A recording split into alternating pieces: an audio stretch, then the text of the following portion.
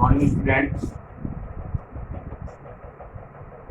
I think yesterday I have sent you a link of lecture regarding structure of anther, and yesterday I discussed the structure of anther, the structure of pollen sac, vacuole pollen sac.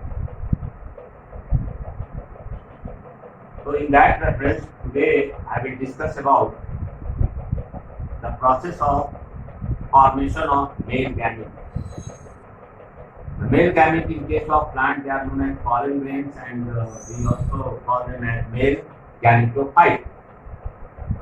So our next topic in continuation with reproduction, sexual reproduction in flowering plant is microsporogenesis and development of male gametophyte. Yesterday I have shown you the structure of anther diagrammatically, and today we will discuss about microsporogenesis and development of male gametophyte. Now, how these pollen grains are formed, or how the structure of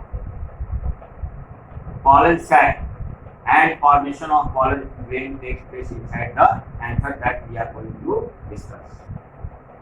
You know that yesterday I discussed about unilobe or monothecous anther and bilobed or bithecous or dithecous anther. So the bithecous anther or dithecous anther or bilobed anther is commonly found in case of flowering plant. So these are the two lobes of anther, and each lobe consists of two pollen sacs or microsporangia. So here you can see when anther is in developmental stages, when anther is developing, at that time the pollen sac or microsporangia, I have shown here, pollen sac or microsporangia, they contain meristematic cells, and you all know the characteristic feature of meristematic cells, that they are totipotent cells as well as they have ability to divide and redivide.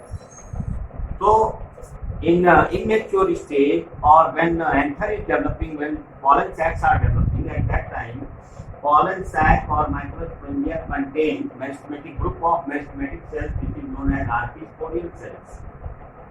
Now in developmental stages, the archisporial cells present in the pollen sac, they undergo repeated mitosis division in the archisporial cells. These are primitive cells, that's why we call it as archi. Archi term means primitive, means the cells which are present at initial stage of development. So the archisporial cells, they continuously undergo mitosis and division, and they form a large number of cells. And these large number of cells, they arrange themselves in two concentric layers. This one is the first layer, outer layer, and second one is the inner layer. So after mitotic division in archisporial cells, a large number of cells are formed, and these cells arrange themselves in two concentric layer of cells. And these two concentric layer of cells are, the outer one is known as outer parietal cells or outer parietal layer, and the inner one is called inner sporogenous cells, the inner one. So inner sporogenous cells are located inside, arranged inside, and outer parietal cells, they are arranged outside. Now further you see what happens. Further, the cells of outer parietal layer, they undergo mitosis division. So I have shown you by arrow indicated here that mitosis in outer parietal cells. Again, the cells of outer parietal layer, they divide mitotically, means mitosis occurs in outer parietal cells, and again large number of cells are formed. Now the newly formed cells, due to division in outer parietal cells, means all these cells, they again arrange themselves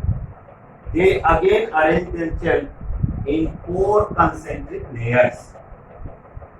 Four concentric layer I have shown you, first one, second one, third one, and fourth. Now these four layers, yesterday I have shown you in the structure of pollen sac that it is surrounded by four layers of cells. Four layers of cells, that is outer one is called epidermis. Next to epidermis is endothecium, that is called line of descent. Next one is middle layer, and last one is tectum. So division in outer parietal cells by mitosis aids in formation of large number of cells, new cells, and all these newly formed cells arrange themselves in four concentric layers. The outermost forms the epidermis layer. Next to epidermis is the endothecium layer. Next to endothecium is the middle layer, and innermost one is the tectum. But there is no division in inner sporogenous cells. So here I have shown you the sporogenous, means group of sporogenous cells represent sporogenous tissue. So this is the process how anther undergoes developmental stages, and formation of the four layers of pollen sac takes place in